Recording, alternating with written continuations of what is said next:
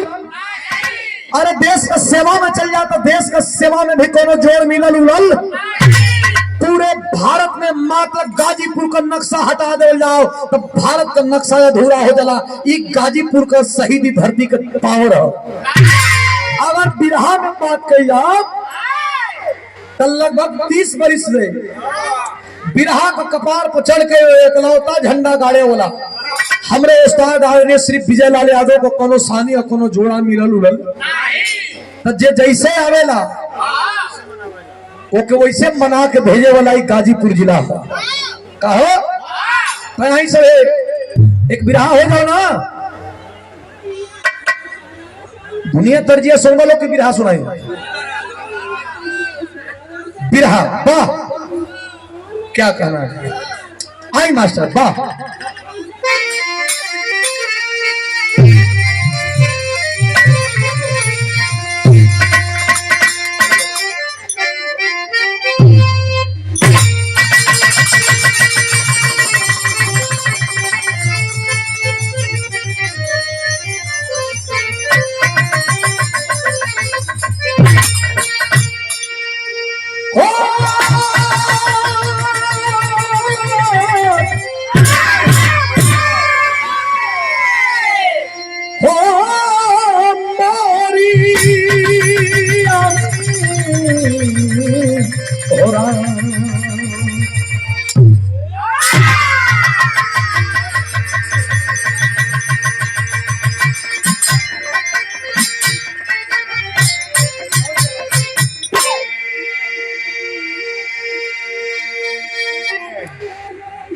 बिरहा में 4 लाइन भूमिका का भाव लिखल गई।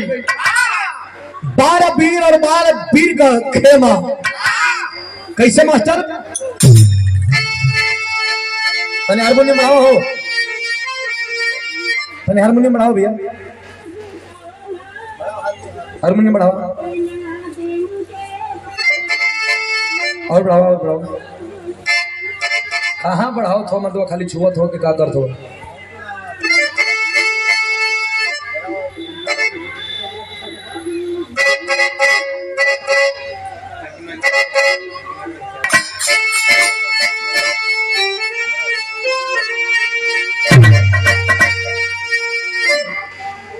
हिंद का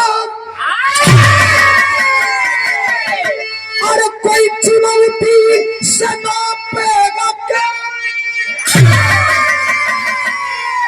अरे जिसका औलाद औलाद के बीज है। अरे सेकते अपने सीने को बारूद से। पता है सभी को हम क्या चीज है। खून से सींचा था अपने रहने वतन को। अरे कोई दूजा नहीं मेरा भारत है साईं। अरे कि जहाँ यार की भारती में खड़ी करती गया थी कलम की जवानी।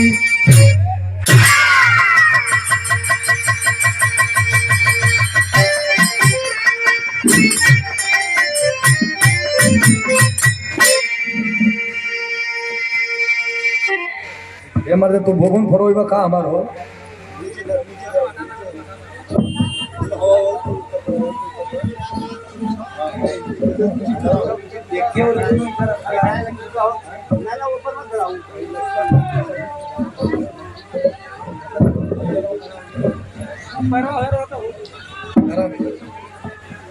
अरे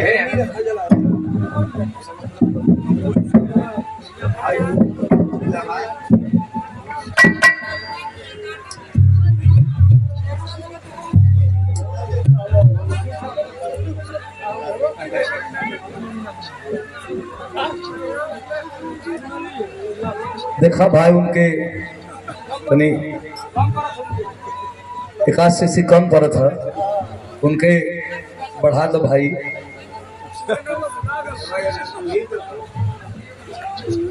अरे चला ठीक है बड़का बाबू हुआ कोनो कोनो उमा में का दू पिटौर हो जावा तो उमा को पिटौर हो।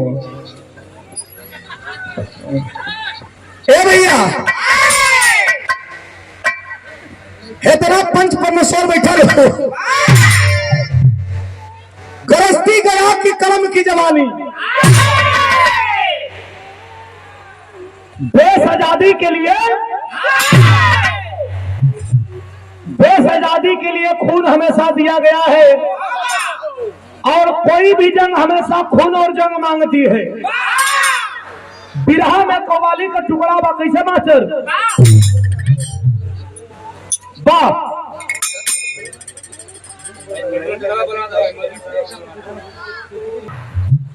लेकिन जब रामदेव गुरु का नाम आई तो बुल्लू गुरु जी के भी कोई भुला नहीं के सकता। काहे कि जितने ऊंचा स्वर में बुल्लू गुरु जी रामदेव गुरु जी बोले, उतने प्लेन स्वर में, उतने मीठा स्वर में बुल्लू गुरु जी बोले। और रामदेव गुरु जी जब गा के बैठा तब बुल्लू गुरु जी काशी गुरु से कहा, कहो काशी भैया चाप दो या का यार। तो काशी गुरु को दुगो तो टूटा रहा। अच्छा चाप दे चाप दे चाप दे। बुल्लू गुरु जी गाओ कैसे मास्टर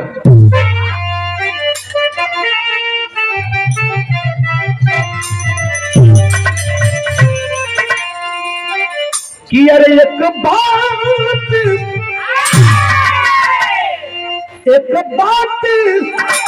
अरे मरी सजनी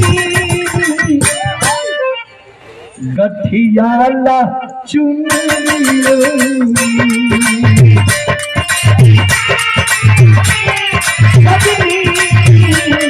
गठियाला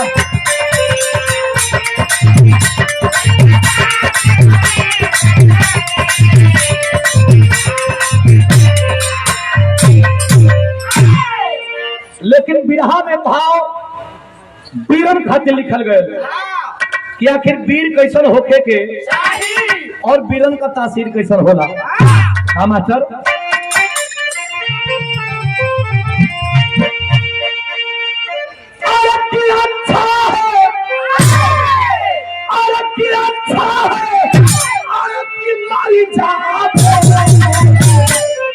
बेकारी के जीने से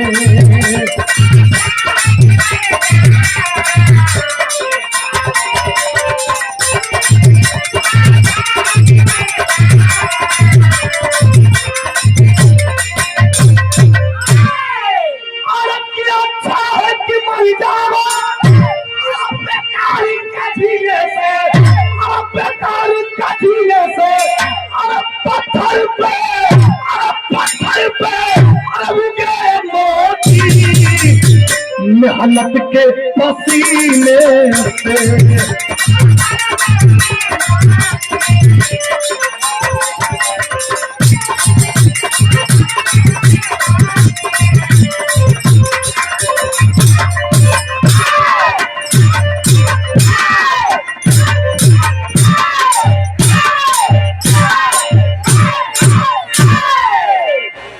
पत्थर पे उगे मोती।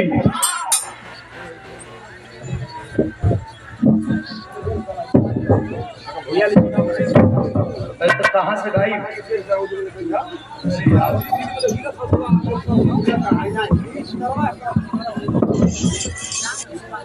यहाँ से दोनों कर भाई हिलवा करिया। ए भैया बड़ बुजुर्ग वाला जब तू उपाय लगेले होगा तो ठीक है उपाय लगेले होगा। ए भैया जब जवानन के खून उबाल मारेला तो ना कोनो बर्फ से ठंडा होला न कोनो पानी से ठंडा होला।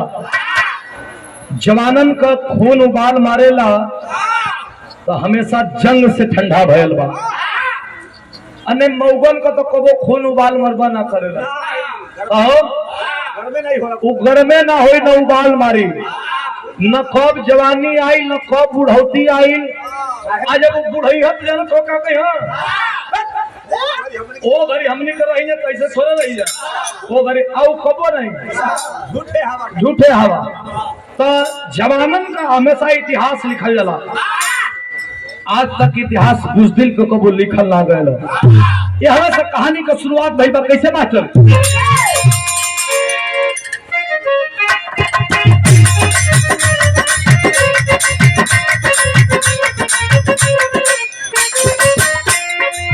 हिंद का पानी तो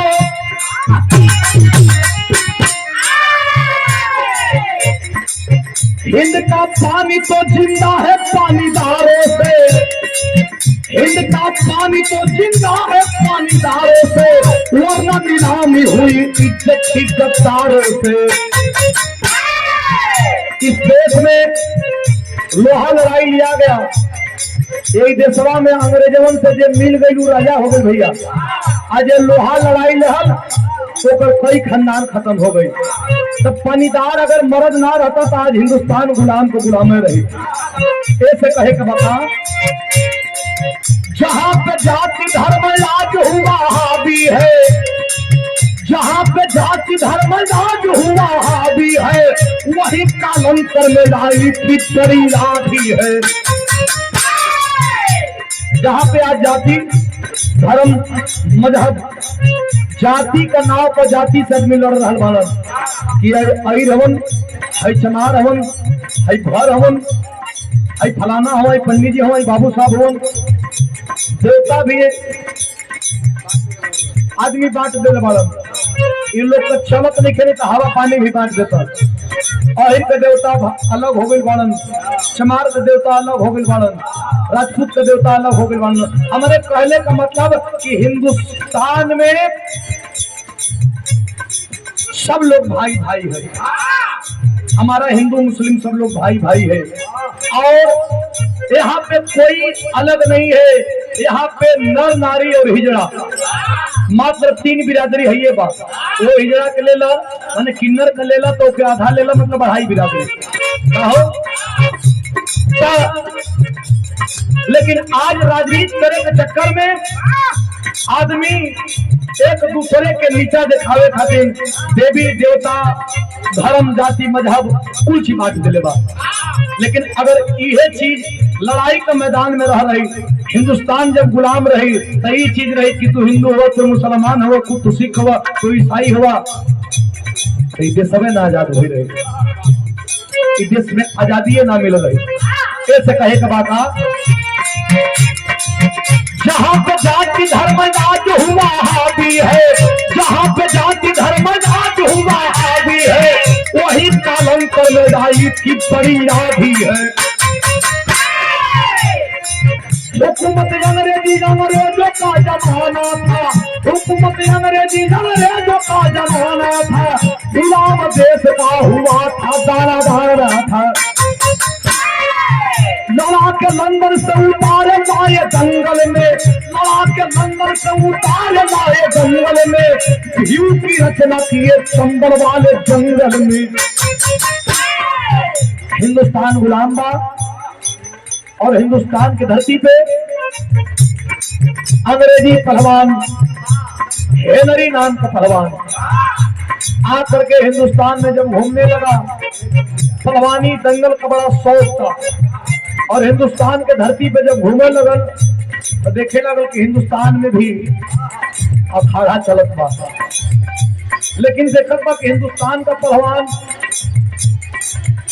पतरे पतर बाना को लड़े का शौकीन बाड़न, तो हिंदुस्तानी लोगन के हेनरी चैलेंज कर दिल। का चैलेंज के लिए वो मास्टर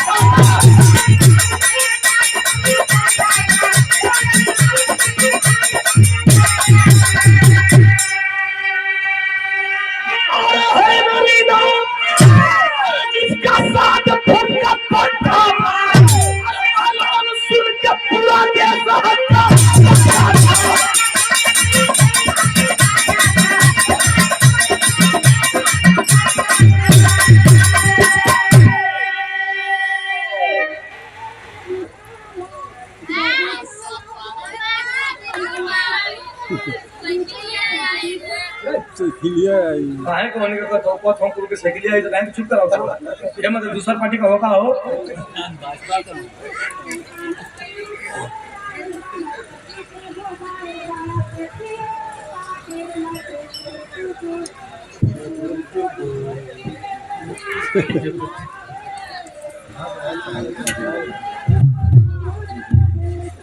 आज देखा हमारे गुरु भाई भोजपुरी बिरहा कलाकार श्री नंदलाल यादव जी, हमारे पूज्य गुरु जी आदरणीय श्री विजय लाल यादव जी के शिष्य बने। एक बार ताली बजा के आप लोग सम्मान बढ़ा दें।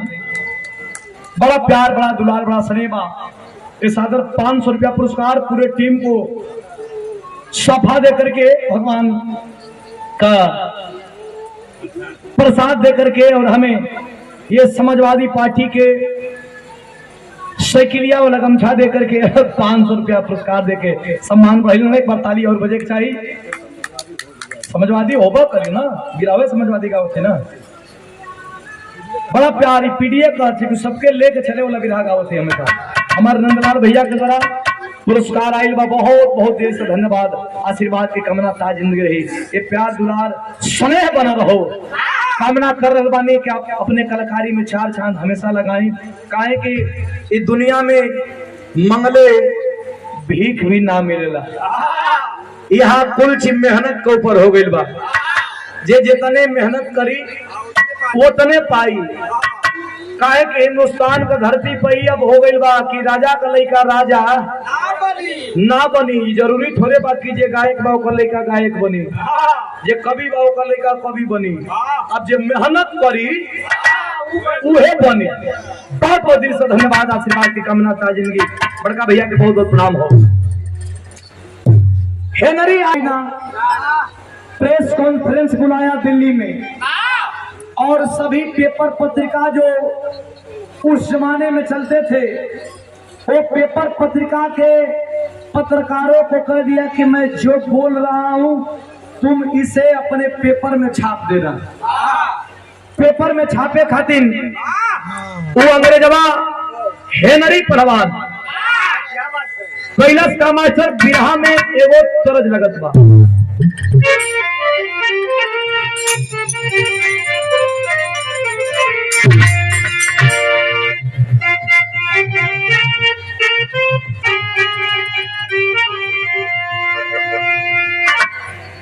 तीन गो सखी एक जगह बैठ के आपस में कुल बतियावत है। मेहरारू जहां बैठ जाली वहां बड़ा लंबा बहस चलेला। मेहरारू तीनों सखी में से एगो सखी कलश के हमार मरद डॉक्टर हो। अरे इतना डॉक्टरी हुमच के चलत है कि जवन पहना देले बा, जहाँ सुता देले बा वहाँ तो हम लोगन के मौसर होई हुई उनके मुखिया के जगह हो सुतो तो सुते नहीं देवे के। अरे नहीं जगह की आफत न धले वहाँ सुतत का बा जागे लगा जगह है बिरहा गाँव से सुना कि लगला सुते तो भैया 2 आदमी उजे बैठा रहे। आदमी जे सुते तो हिला के जगह दे उनके नहीं तरी अरे आनंद लेवे था उन्हों के अरे मनसाइन कैले हो ना। ए भैया ये भैया लोग नहीं का हो हम भैया हो के बता दा। ए भैया 3 गो सखी में एगो डॉक्टर का मेहरारू कलश के इतना बढ़िया हमार मरद जहाँ खिया दल जहाँ पिया दल जहाँ सुता दल वहाँ तो लोगों के मौसर हुई। एगो कलश के हमार तो इंजीनियर है, हमारा घर में टीवी कूलर फ्रिज कुल छे लगल बा। सरकी से पूछल गई कि तोर कहा रे कलश के हमार मरद तक किसान हो।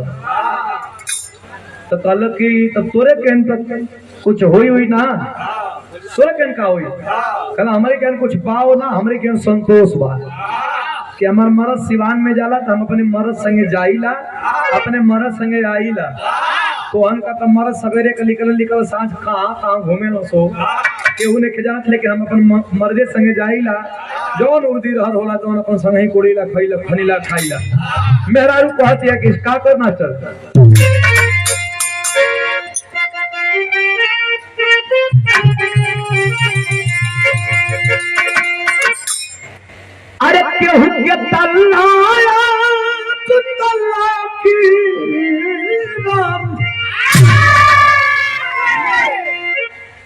अरे महली ठीक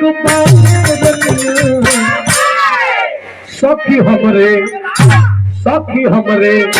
अरे उसके पलंगे सखी हमरे उसके पलंगे ठीक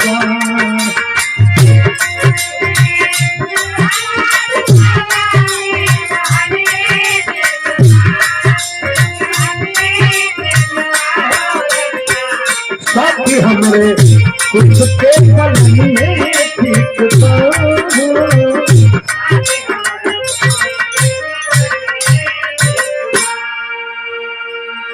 लेकिन पेपर पत्रिका के लोग आगे बैठे हुए हैं और अंग्रेजी पहलवान हिंदुस्तान के पहलवानों के लिए एक समाचार बोल रहा है कि जो मैं बोल रहा हूं वही तुम पेपर में छापना। क्या कहता है मास्टर? अरे किस सर तो सुनाए कमीना तो सुन की अरे धर्मिना ही जलता हो फिरवा अरे बड़े बड़े पहलवानन के जोरवा और जवनिया अरे बड़े पहलवानन के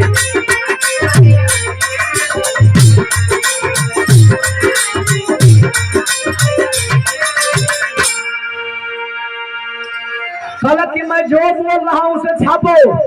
बोलता है क्या अंग्रेजी पट्टा पहलवान नाम हेनरी है। क्या कहता है?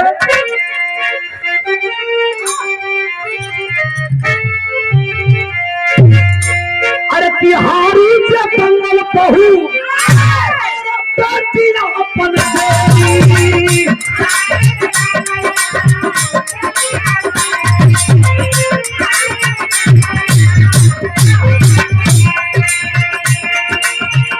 सासुर का बात बनी है, सासुर का बात बनी है, सारा हमें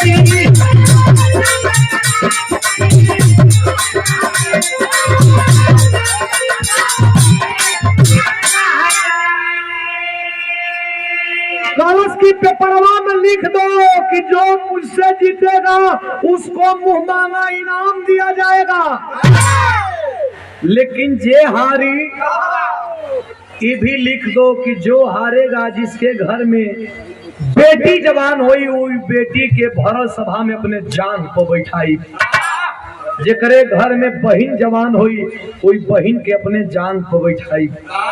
कहो भैया गुलाम देश रह तब न आदमी बर्दाश्त कर गई नहीं। आजकल के कह दे कि तुहार बहन बेटी के भरल सभा में जान को बैठाई, राखी लगा के आदमी जिभिया ना खिंचली। हाँ, लेकिन गुलाम देश रहल और गुलाम देश में सब कुछ बर्दाश्त करे के पड़ल। सवेर के बेला में जब पत्रिका पेपर देश के कोने कोने में जब बटल बा, वही चंबल वाले घाटी में एक पहलवान जो है पहलवान का नाम निरंजन पहलवान, सवेरे का समय चाय का दुकान पर बैठ के और अपने पहलवान मित्रों साथे चाय का आनंद ले रहल बाड़न। तब तक वही पेपरवा के पढ़लन और पेपरवा के पढ़ के रोम रोम क्रोध से भर गई कि कोनो इंग्लैंडी पहलवान आकर के हमरे भारत के लोगन के चैलेंज के लिए हो और भारत के खेल के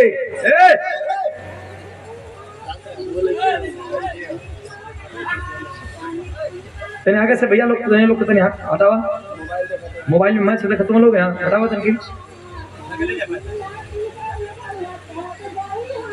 ए भैया